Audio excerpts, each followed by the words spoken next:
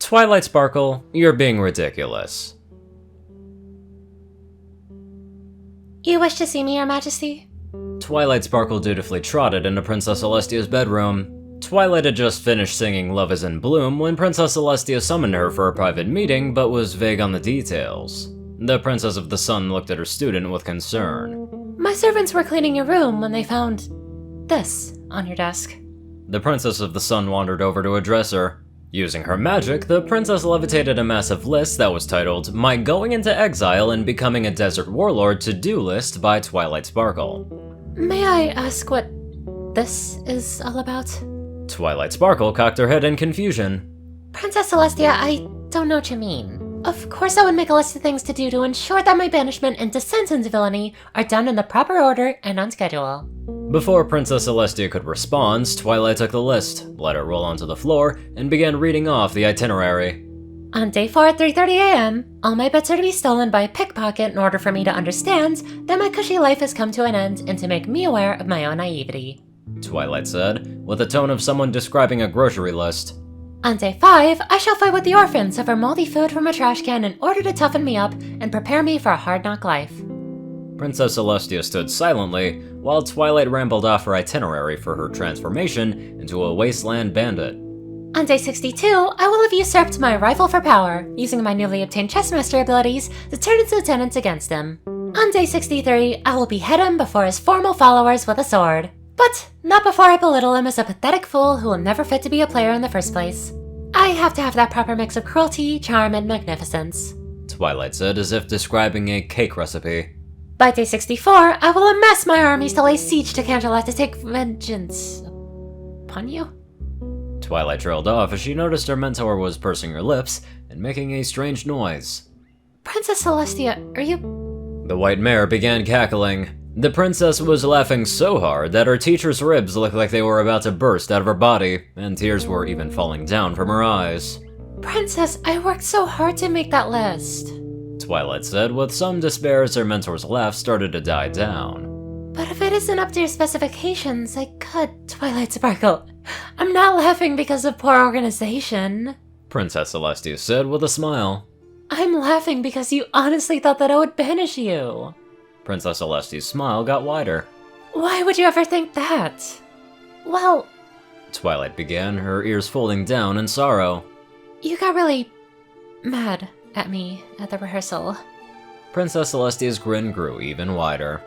Twilight, I was angry at you, but do you really think that I would banish you, the pony who saved Equestria countless times and freed my sister from her madness over something as petty as a public outburst? Twilight thought it over and blushed out of a mixture of embarrassment. Well, you are also the element of magic and our realm's best defense against evil. If I was ever so short-sighted during my millennia to rule as to dismiss one of my best warriors over a minor slight, I probably would have been beheaded a long time ago. Twilight thought it over for a few moments and felt her ears fall flat on her head in shame. Celestia went over to her faithful student and began patting her on the head with a huff. Did I banish you over the Smarty Pants incident? No. Did I banish you when Fluttershy took Philomena? No. If your behavior even got remotely close to that point, Princess Celestia assured her prize pupil, I think I would have given you a warning or properly disciplined you. Princess Celestia bent down to look her pupil in the eye. Twilight, why would you ever think I would banish you?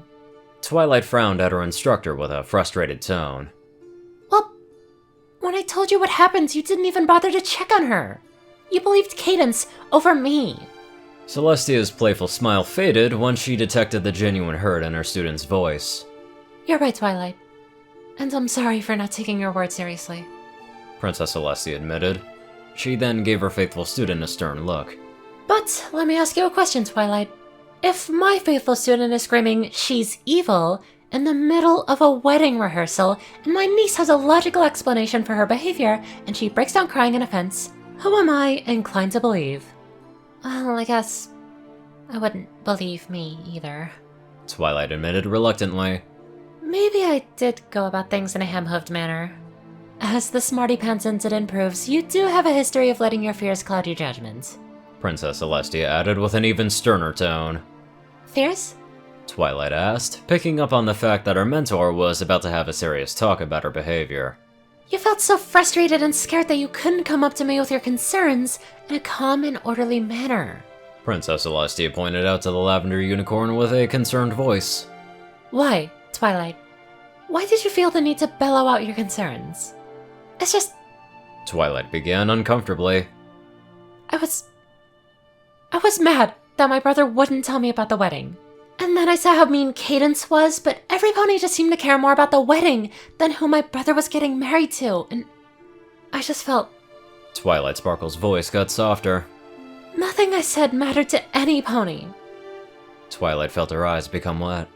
And when every pony trotted away from me, it felt like no pony even cared about me and every pony hated. Twilight felt tears go down her eyes, and she started crying.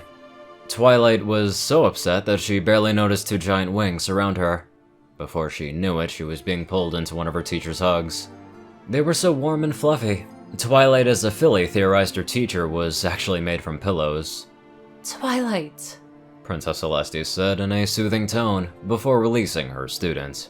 I'm sorry if I made you feel this way, but I assure you that I was not planning on dismissing you as my faithful student or banishing you. Princess Celestia then craned her student's neck so she could look her in the eye.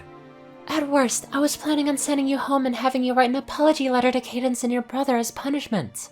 When Chrysalis banished you to the mines, I had assumed that you'd already gone home. But once the wedding was over, you were still going to be my faithful student. Princess Celestia pulled her student into another hug when she saw Twilight on the verge of tears again. And you're right that we all put too much concern into the idea of the wedding than if the marriage was correct. But let me be clear. Just because your friends and family can act selfishly and get angry at you doesn't mean that they'll stop caring about you. Maybe I was being a little ridiculous, Twilight admitted once her tears stopped. Princess Celestia took a tissue and began wiping her student's face. It is not ridiculous to worry about losing your friends and family.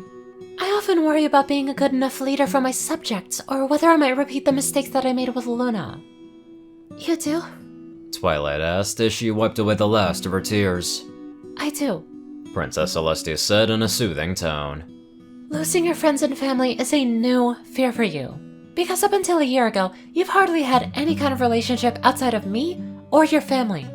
Once you gained friends, you dreaded losing them. And that's perfectly normal. What you need to work on is not letting your fears control you. You're right. Twilight accepted in a mature tone. What is ridiculous is you methodically plan to become a hustler in order to, and I quote, Princess Celestia said, holding up the exile list. Adopt the ruthlessness needed to survive in the desolate settings I shall henceforth live under. Princess Celestia started to cackle again. Twilight laughed along, feeling much better. You're an educated mare, Twilight, the White Alicorn said.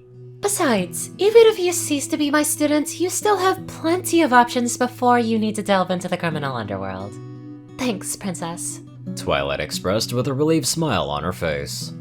Come, Princess Celestia said while holding the door open. Let's go talk about this with your friends and brother. Wait, really? Twilight wondered. But it's the wedding. If you feel this way, then maybe you should get this off of your chest as soon as possible, Princess Celestia pointed out. Again, if you don't want to be ruled by your fears anymore, the first step is that you talk about them with someone that you trust. With a small admittance that she was right, Twilight began to follow her mentor out of the room, preparing herself for the long talk with her friends. She feared that it would be difficult, but looking at Princess Celestia, she realized that friendship was difficult. But love could still endure even the most trying of times. On the other hoof, Princess Celestia said as they trotted to the grand dining hall. I think you would have made an excellent desert warlord. Twilight, as usual, lit up at praise from her mentor. Really?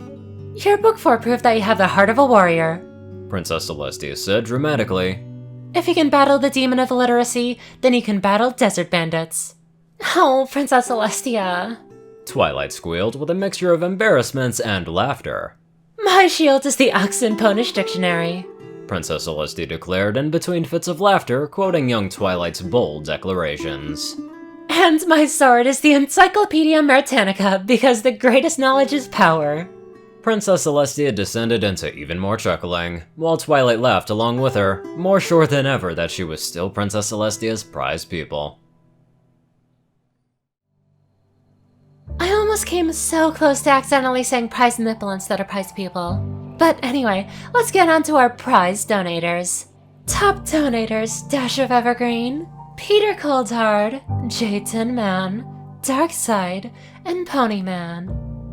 CourierCruz CI, Strix, Zar630, Delta Omega, RuneScythe9852, dospo, Rhynie Dragonwolf, Hunter Norman, Austin Roland, Secret Moon, Tall Rasha, The Toilet Snake, Sword Brethren Mordred, Cerberus, Goulash Eating Hazar, Ronin Wandering, Enderai63, Random Person Man Guy, Starlight Glimmer, Squiddy Boy, David D. Sanchez, Soul Dragon, Gaggy, Trey, Shadow Drake, Joe Piercy, Alex F., Rainbow Dash, Teal K. Anderson, TV Killer, John Becker, Leon Reynolds, Raven Speedster, Zach Racal, Mr. ECU, and Leslie Prickett. Thank you all so much for watching this video. Live life to the fullest, and talk to your prize pupils.